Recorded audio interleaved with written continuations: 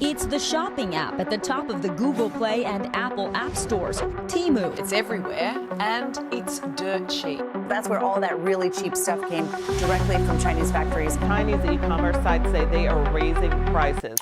A few years ago, two of the fastest-growing online giants, Temu and Shein, found a clever loophole. A loophole that helped them bypass U.S. trade systems and save billions of dollars.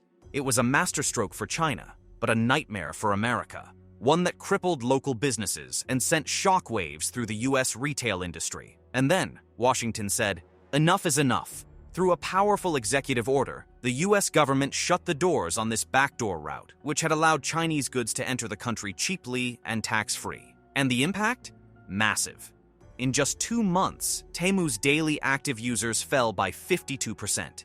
Shein lost 25% of its user base. But what exactly was this loophole that cost America billions and gave Chinese companies an unfair advantage? Let's rewind. It all started with a simple idea: sell cheaper than everyone else. Under U.S. law, if a foreign package is worth less than $800, it's exempt from import duties and often skips customs inspection. Originally, this rule was meant to help tourists and small traders, avoiding paperwork and taxes for low-value goods. But Temu and Shein turned this tiny clause into a massive business model. They flooded the U.S. market with millions of tiny, cheap parcels sent directly from China to customers' doorsteps. No taxes, no warehouses. Just $3 t-shirts, $2 earrings, and $5 shoes, all delivered straight to your home. Nobody in the US could compete with them at those prices, as American companies had to pay taxes, maintain warehouses, deal with customs, and fight for survival. By 2024, over 1.5 billion packages had entered the US using this loophole, worth a total of $66 billion.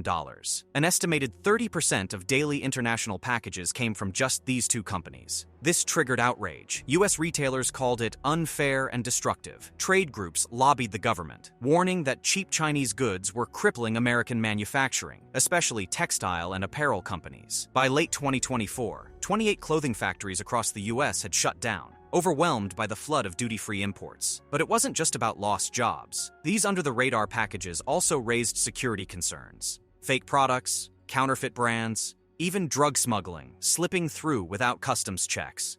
The U.S. government called it a clear abuse of trade laws and acted decisively.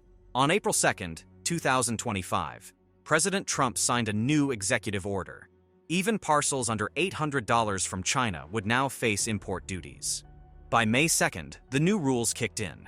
A 30% tax or a minimum $50 fee on small packages. Private courier companies were now liable to pay full import duty. This shook the foundations of Temu and Shein's business model. Temu's app users dropped by 58%. Marketing budgets were slashed, and the company began shifting to a local warehouse model to stay afloat. Shein responded by moving production to Vietnam, Turkey, and Brazil, trying to reduce its U.S. dependency. Customers, especially from low-income groups, began complaining on social media about rising prices. But Chinese firms weren't done yet. To dodge the new taxes, many turned to Mexico. Factories there began shipping goods with Made in Mexico tags, creating a backdoor into the U.S. In response, the U.S. slapped tariffs on imports from Mexico and Canada. This escalated the US-China trade war once again, until both nations were forced into a temporary agreement. But this isn't just the story of Temu and Shein. It's a glimpse into the future of global e-commerce, where laws, taxes, and competition are being rewritten in real time. As governments catch up and companies evolve, one thing is clear: the golden era of tax-free e-commerce might just be over, but the battle for the future of online retail has only just begun.